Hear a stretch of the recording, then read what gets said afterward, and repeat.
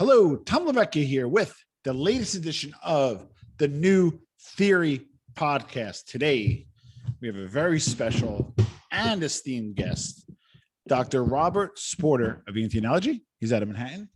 Dr. Robert Sporter, welcome to New Theory podcast. How are you doing today? Okay, thanks, Tom, for having me. I'm doing well. How are you? Very well. And you are an allergist by training or an ENT? I'm an allergist. You're an allergist by training. Fantastic. So this is a perfect time of year. It is what going to be early April. Yep. And with all the challenges that are going on with the big C word, things are a little different this year. So give us a little bit about the dynamic of, we've been in more. What challenges are we facing because we've been in more? And then also, what are some of the challenges when we're finally getting out?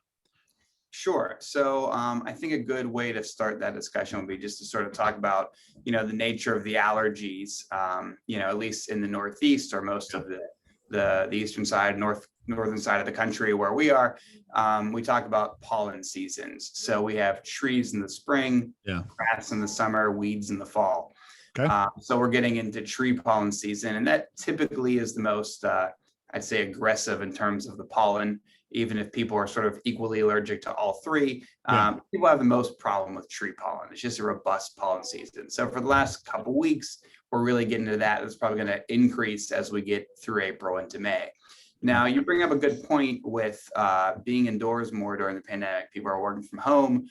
And, people often forget about indoor allergens. Yeah. A lot of time I'll see a patient or a patient will be referred to me from a colleague and they'll say, well, allergies, it's December. There are a lot of indoor, we call perennial year-round allergies. And the main ones we think about are dust mites. Yes. Dust mites are these gross little bugs. They are microscopic. You can't see them. They don't do anything, but just sit in dust and exist. And some people happen to be allergic to them.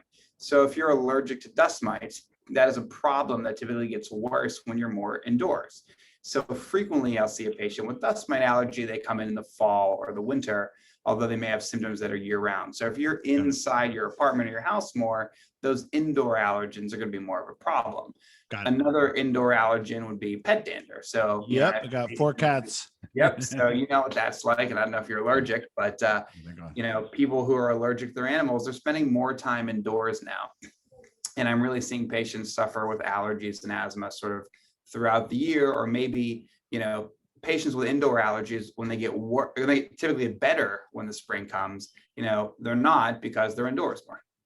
Now, in terms of, so that makes sense, right? The big 2 or 3 molds, pet dander, dust mites inside. Obviously, if you've been inside during the pandemic, you obviously probably have those challenges and would have hopefully sought help or self-remedy over the counter. Sure. And then now that you're going out, you're dealing with seasonal rhinitis or seasonal allergies, which presents a challenge. So, what about if you kind of have seasonal allergies? Do you recommend, prophylaxis, preventive, start taking it now when you go out, okay? Or should you wait to be symptomatic for seasonal allergies? Sure. So generally speaking, we say there are 3 things to do for allergies. There's avoiding the thing you're allergic to, taking allergy medication, and doing allergy immunotherapy or like shots. Allergy. So, there's not a ton you can do for pollen avoidance. I mean, there are some strategies.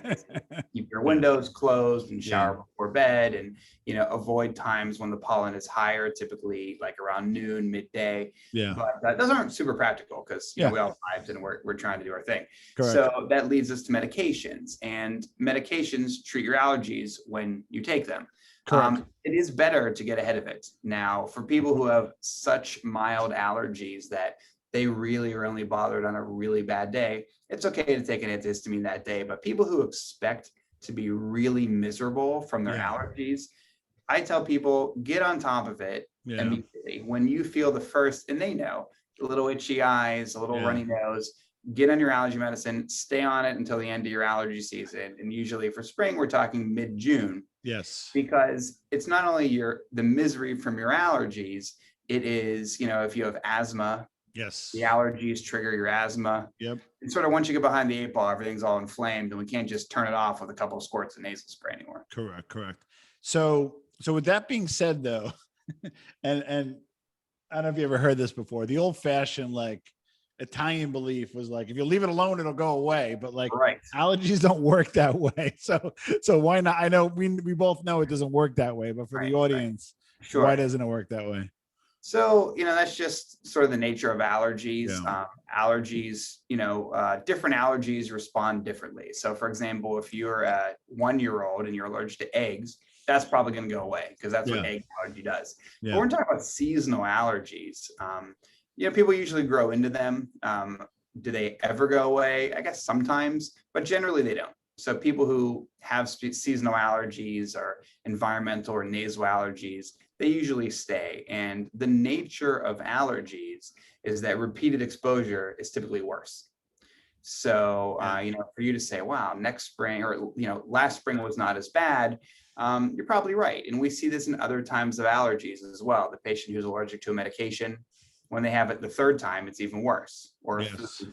And when we see this with environmental allergies as well. So that's not surprising. And another thing is, the pollens change year to year. Correct. Last year was actually a pretty bad pollen season.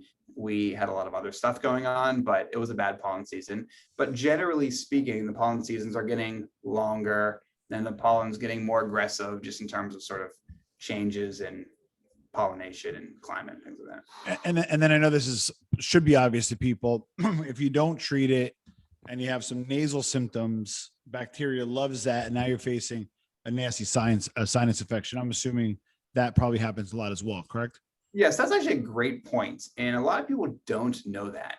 Yeah. So I have patients who come to see me and I ask them about their symptoms, what their symptoms are. And they often say to me, I get sick all the time. And maybe I have a patient with dust mite allergy and they say, I get a cold every other month. And when I get a cold, it's prolonged and it lasts 3 weeks. And my friend or partner gets sick and they're better in 3 days, but my cold is prolonged. And then it turns into a sinus infection. So first of all, when you have allergies, you are a magnet for colds. Correct. Just there's so much inflammation going on in your nose that it's much easier for cold virus to latch on. So that's not your imagination. If you have allergies and you think you get frequent colds that are prolonged, you're probably right. Correct. Then you're stuffy in the first place. So it is easier for your blocked sinuses to sort of not flush as well. And then a bacterial infection, then you get antibiotics and you get better, but you're not totally better because you're stuffy from the allergies. So what I see in patients with allergies is this sort of recurrent cycle of colds and sinus infections and nasal symptoms. So treating the allergies with medication or with allergy shots makes people not get sick as much. And that is one of the best benefits of treating allergies because, it's cold, fine, but it's miserable to have a sinus infection and have a cold for a week or two. Obviously, we have other stuff going on right now, but that's a big concern. So when I see patients who come in, they get colds all the time, I'm happy to see them because I know that it's something that I can help them very much with by controlling their allergies.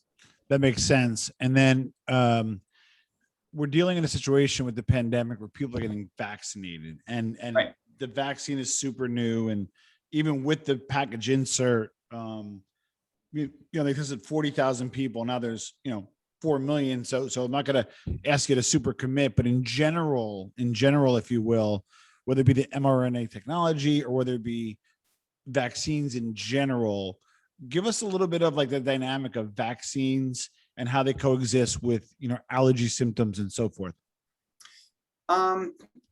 So I guess you're specifically asking about symptoms after a vaccine? Well, so I have allergies, right? Seasonal allergies. I'll take my, what is it? Benadryl, not Benadryl, it makes you drowsy. Zyrtec, let's say, and I'll take them as needed. And I don't do prophylactic, right?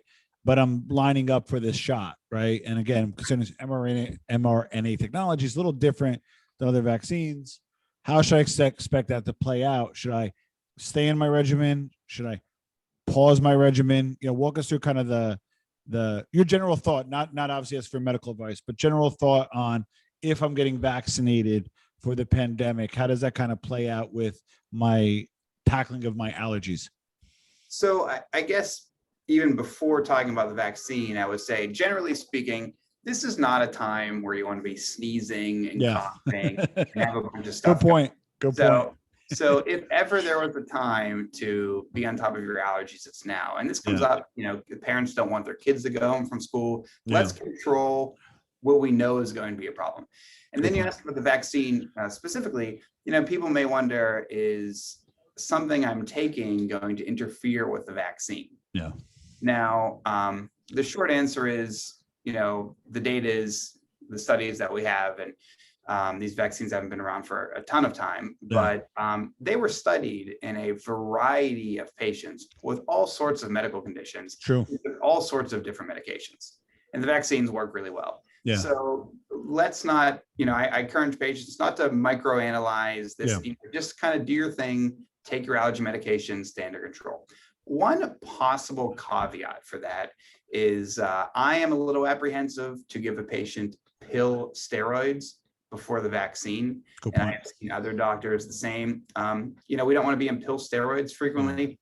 They have a lot of side effects. Having said that, we frequently use them for short bursts very safely in healthy young or youngish patients. You come in, your allergies are a mess, you have a sinus infection, you take a 5-day course of oral steroid, no problem in a healthy guy like you. We do it all the time. Having said that, they do reduce the immunity a little bit in a way that it's usually totally irrelevant.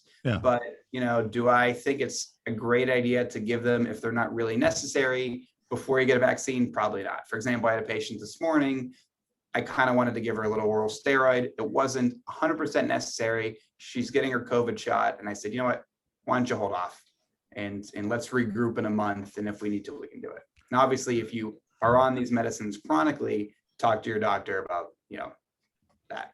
Great point. So before we conclude, what's your top 2 or 3 tips? Again, we went through avoidance, medication, and then eventually possibly shots. But what are just some tips in general on how to go into this allergy season before we conclude? I think you got a good point about getting on your medication early. If every spring you are totally miserable and get colds and the sinus infection, you can't breathe through your nose, and you've already started to get itchy eyes, just take your medicine. Get on a nose spray, take your antihistamine, talk to a doctor, and come up with a plan, because most patients can be well controlled with medication. Yeah.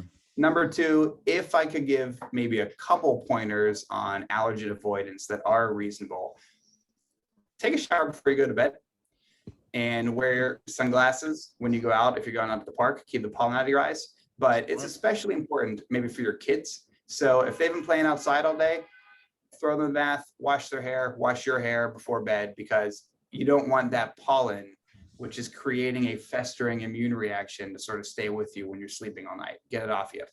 And the third thing is, allergy shots work really well. They are a commitment. You have to get shots every week for a while and every month for a while, but they work really well, especially for spring allergies. And I've had patients who are on 4 different medicines and inhalers and not well controlled, and now maybe they need a Zyrtec in the spring. Wow. So they work really well. I would say this is a big nuisance for people, and it also can flare their asthma and other things, as we were talking about. So see an allergy specialist and get it under control. Love it. So Dr. Sporter, you're with ENT and Allergy. How can we find you, or how can we find one of the practices? So our website, entandallergy.com. We have 40 some offices in New York, New Jersey, all over, not only by New York City, but certainly well into the suburbs of New York and New Jersey. So there's probably one close by you. If you're in the neighborhood, you can find us online, book an appointment online, or call the office. Fantastic. Dr. Sporter, thank you so much for your time. Probably have a ton of patients to see, especially during the season. So the fact that you came on, extremely generous there. Check them out at entandallergy.com. And then Dr. Sporter, thank you for being on the New Theory podcast. Thanks. Nice chatting with you.